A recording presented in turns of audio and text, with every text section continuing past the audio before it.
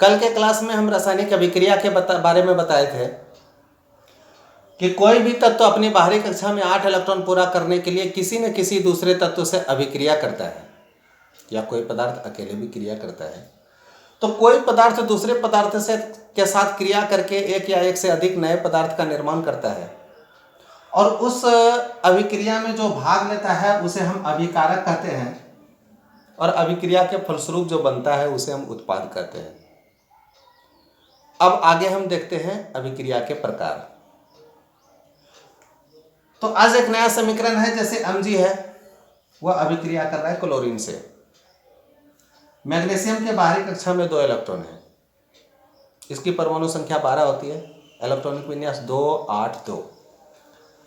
Chlorine के बाहरी कक्षा में 7 इलेक्ट्रॉन है, इसकी परमाणु संख्या 17 होती है, इलेक्ट्रॉनिक विन्यास 2 8 7। एक मैग्नीशियम ने 2 इलेक्ट्रॉन का वह त्याग करेगा, जैसे ही यह 2 इलेक्ट्रॉन का त्याग करेगा इसके बाहरी कक्षा में 8 इलेक्ट्रॉन हो जाएगा। यह 2 इलेक्ट्रॉन त्याग करेगा, लेकिन क्लोरीन को कम है 1 इलेक्ट्रॉन का, 7 है इसके बाहर में, 1 ही इलेक्ट्रॉन वह ग्रहण कर सकता है। तो इस प्रकार से एक क्लोरीन ने 1 इलेक्ट्रॉन ग्रहण करेगा, तो 2 क्लोरीन मिल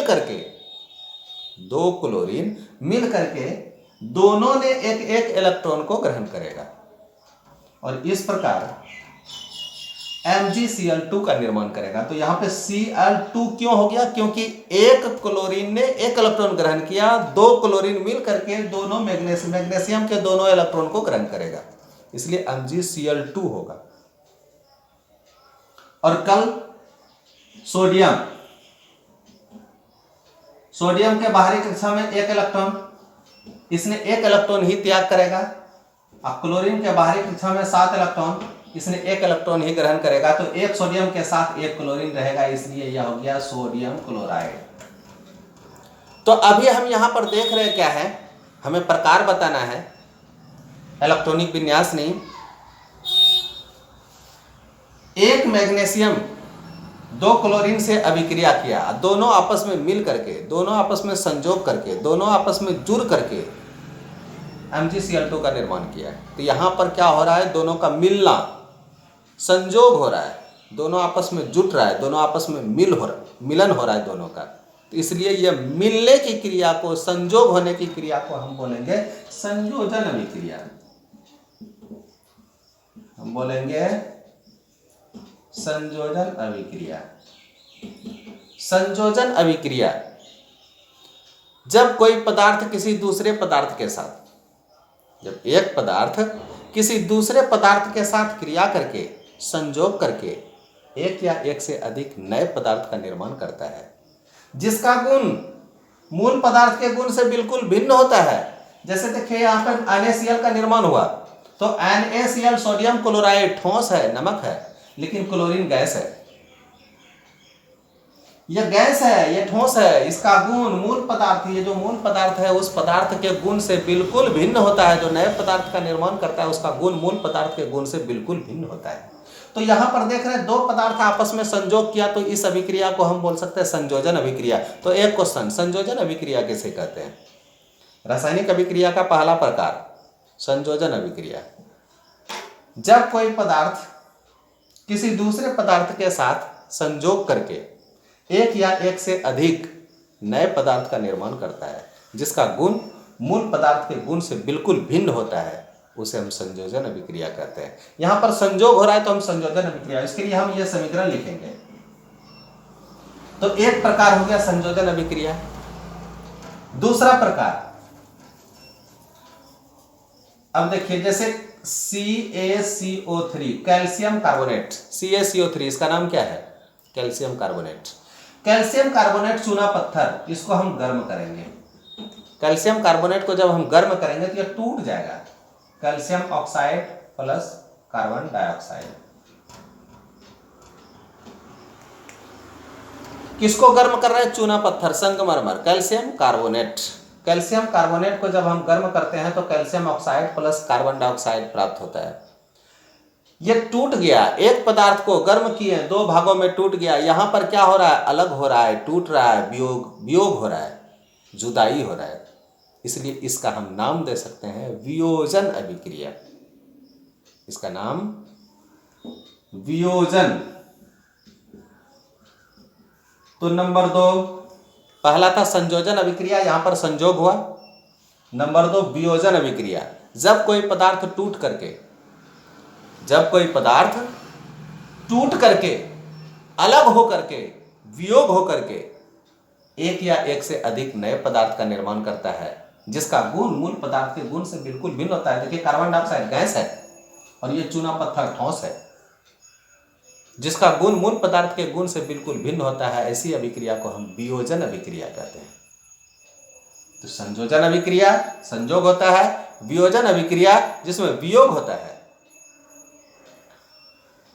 इसमें समीकरण ये दे सकते हैं वियोजन अभिक्रिया का, और हर क्वेश्चन के साथ साथ एक समीकरण देना अनिवार्य होता है, अभिक्रिया के साथ साथ एक समीकरण देना अनिवार्य होता है। समीकरण अवश्य लिखेंगे नंबर ज्यादा लेने के लिए। अब आगे हम चलते हैं। संयोजन वियोजन के बाद कुछ ऐसा अभिक्रिया भी होती है जिसमें अधिक क्रियाशील परमाणु ने कम क्रियाशील परमाणु को हटा करके उसका स्थान ग्रहण कर लेता है। अधिक क्रियाशील और कम क्रियाशील क्या है, अब पहले इस चीज को समझ लीजिए। तो जैसे क्या है कि सोडियम है, सोडियम के बाहरी कक्षा में कितना इलेक्ट्रॉन है? 1। सोडियम के बाहरी कक्षा में कितना इलेक्ट्रॉन है? 1। फिर हम मैग्नीशियम को लेते हैं, Mg है, Mg के बाहरी कक्षा में कितना इलेक्ट्रॉन है? 2। सोडियम का परमाणु संख्या 11, मैग्नीशियम का परमाणु संख्या 12। सोडियम के बाहर में 1 इलेक्ट्रॉन, मैग्नीशियम के बाहर में 2 इलेक्ट्रॉन। फिर हम एल्युमिनियम को लेकर के चलते हैं, तो एल्युमिनियम का परमाणु संख्या हो गया 13, इसका इलेक्ट्रॉनिक विन्यास 2, 8, 3। फिर हम क्लोरीन को लेते हैं, तो क्लोरीन की परमाणु संख्या हो गया 17, इलेक्ट्रॉनिक विन्यास 2, 8, 7। चलिए इतना सा कोई हम तुलना करके देखते हैं कि कौन ज्यादा क्रियाशील है कौन कम क्रियाशील है, इसी से हमको समझना है। सोडियम के बाहरी कक्षा में 1 इलेक्ट्रॉन, इसका मतलब कि सोडियम 1 इलेक्ट्रॉन का त्याग करेगा। 1 रुपया किसी को दान देने में ममता नहीं लगता है, इसलिए यह फटाक से दान दे देगा, तुरंत दान दे देगा, ज्यादा क्रियाशील हो गया। लेकिन मैग्नीशियम के बाहर में 2 इलेक्ट्रॉन है, इसको 2 रुपया त्याग करना है, इसको ममता लगेगा, ये जल्दी नहीं त्याग करेगा, जल्दी त्याग नहीं करेगा, ये ममता लगेगा, बचा के रखेगा। इसका मतलब इसका त्याग जल्दी नहीं होगा, ये कम क्रियाशील हो गया। इसका मतलब हो गया कि सोडियम से मैग्नीशियम कम क्रियाशील हो गया। अब आप समझ सकते हैं कि एल्युमिनियम उससे भी कम, यानी सोडियम और मैग्नीशियम और एल्युमिनियम में सबसे ज्यादा क्रियाशील हो गया सोडियम, और मैग्नीशियम एल्युमिनियम से ज्यादा क्रियाशील है, ना कि सोडियम से ज्यादा क्रियाशील है। एल्युमिनियम और मैग्नीशियम में तुलना करेंगे तो इसका मतलब जिसकी बाहरी कक्षा में ज्यादा इलेक्ट्रॉन हो गया वह कम क्रियाशील है, और जिसके बाहरी कक्षा में कम इलेक्ट्रॉन है वह ज्यादा क्रियाशील है। हाँ ठीक है, लेकिन यह कब तक? 4 तक। 4 के बाद जिसके बाहरी कक्षा में 5 इलेक्ट्रॉन, जिसके बाहरी कक्षा में 6 इलेक्ट्रॉन, जिसके बाहरी कक्षा में 7, जो इलेक्ट्रॉन उधर बढ़ेगा क्योंकि वह ज्यादा क्रियाशील होगा। जिसके बाहरी कक्षा में 5 इलेक्ट्रॉन और जिसके बाहरी कक्षा में 7 इलेक्ट्रॉन, 7 इलेक्ट्रॉन वाला ज्यादा क्रियाशील होगा। जैसे क्लोरीन है, क्लोरीन के बाहरी कक्षा में 7 इलेक्ट्रॉन है, इसको 8 पूरा करने के लिए मात्र 1 की जरूरत है, मात्र 1 इलेक्ट्रॉन। यह चाहता है कि जितना जल्द से जल्द हम किसी का 1 इलेक्ट्रॉन छीन ले, अधिक से अधिक क्रियाशील होता है, सबसे ज्यादा क्रियाशील। इसका मतलब इन सभी में से सबसे ज्यादा क्रियाशील क्लोरीन, क्योंकि क्लोरीन के बाहरी कक्षा में 7 इलेक्ट्रॉन, और यह 1 इलेक्ट्रॉन के लिए अस्थायी होने के लिए बाकी है। यह 1 इलेक्ट्रॉन जितना जल्द से जल्द दूसरे से ग्रहण करने की फिराक में रहता है, इसलिए सबसे अधिक क्रियाशील हो गया क्लोरीन। फिर ऑक्सीजन को लेते हैं, ऑक्सीजन के बाहरी कक्षा में 6, ऑक्सीजन के बाहरी कक्षा में 6। यह 2 इलेक्ट्रॉन ग्रहण करने के लिए यह किसी दूसरे से अभिक्रिया करेगा कि यह 6 इलेक्ट्रॉन है। यह क्या है कि क्लोरीन से कम क्रियाशील है, क्योंकि इसको 2 की कमी है, लेकिन इसको 1 की कमी है, यह बहुत ज्यादा क्रियाशील हो गया। और यह 6, तो क्लोरीन से कम क्रियाशील।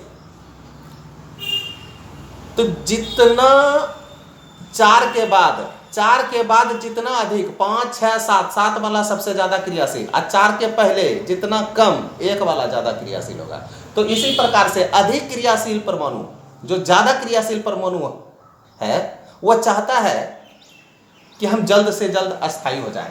तो अधिक क्रियाशील वाला जैसे कि Fe है, और Fe अभिक्रिया करेगा CuSO4 से, कॉपर सल्फेट है, इसका नाम है कॉपर सल्फेट। कॉपर सल्फेट से अभिक्रिया करेगा, ध्यान दीजिएगा। Fe लोहा, फेरस, कॉपर सल्फेट से अभिक्रिया करेगा, तो इसमें से कॉपर और Fe, Cu और Fe में ज्यादा क्रियाशील कौन है? ज्यादा क्रियाशील Fe है। और Fe अधिक क्रियाशील परमाणु कम क्रियाशील वाले परमाणु को हटा देता है, कहता है हटो, क्योंकि यह ज्यादा क्रियाशील है, उसको हटा करके उसका स्थान ग्रहण कर लेता है। अब देखिए यहाँ पे Fe था, Cu को हटा के उसका स्थान ग्रहण करेगा, तो बनेगा FeSO4 और Cu को बाहर फेंक देगा। इसका मतलब देखिए इस अभिक्रिया का नाम क्या हो जाएगा? अभिकारक। ये अभिकारक के परमाणु ने यौगिक के परमाणु को हटाकर, उसकी परमाणु को हटाकर उसका स्थान ग्रहण कर लेता है, वैसी ही अभिक्रिया को हम बोलते हैं विस्थापन। तो तीसरा हो गया, पहला था संयोजन, दूसरा था वियोजन और तीसरा हो गया विस्थापन अभिक्रिया। वैसी अभिक्रिया जिसमें अभिकारक के परमाणु ने यौगिक के परमाणु को हटाकर उसका स्थान ग्रहण कर लिया। और क्यों हटाया, किसने हटाया? एक बात ध्यान में रखेंगे कि कम क्रियाशील वाले जो हैं उसको हटाएगा किसने? अधिक क्रियाशील वाले। इसमें से Cu क्या है? कम क्रियाशील है, और Fe क्या है? ज्यादा क्रियाशील है। तो अभिकारक के परमाणु ने यौगिक के परमाणु को हटाकर उसका स्थान ग्रहण कर लेते हैं, वैसी ही अभिक्रिया को हम बोलते हैं विस्थापन अभिक्रिया। तो विस्थापन अभिक्रिया में हम यह समीकरण दे सकते हैं। और भी प्रकार है अभिक्रिया की, बहुत सारे प्रकार है, फिलहाल इतना ही। और सभी छात्र एवं छात्राओं से अधिक जानकारी प्राप्त करने के लिए आपसे आग्रह है कि चैनल को सब्सक्राइब कर दें। अगर यदि चैनल को सब्सक्राइब करेंगे तो ज़्यादा से ज़्यादा वीडियो सबसे पहले नोटिफिकेशन आपको मिलता रहेगा और हम आपकी सेवा करते रहेंगे।